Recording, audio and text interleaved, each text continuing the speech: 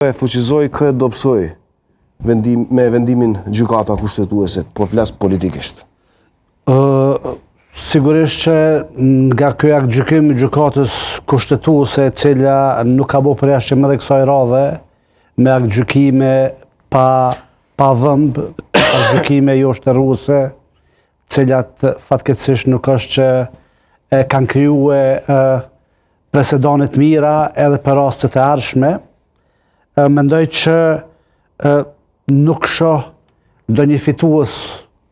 të qartë, por e shoh si mundësi të mirë për dy palët. Këto 34 ditë duhet me qenë të mjaftueshme për këtë klasë politike, për të ullë, për të krijuar platforma të reja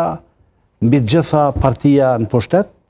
pozita e cila e ka përgjegjësinë më të madhe, mi ofru opozitës mundësi që ata me ardhë edhe me ofru kandidat konsensual, sepse është e qartë që votat të cilat i ka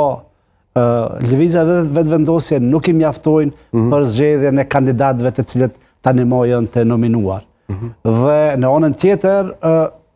pres nga opozita që spori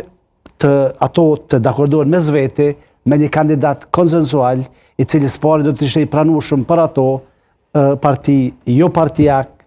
dhe me cilin pastaj do të vinin te partia në pushtet, do ta vendosin tavolinat emër, i cili do të ishte i parefuzueshëm për partinë në pushtet. Nëse partitë opozitare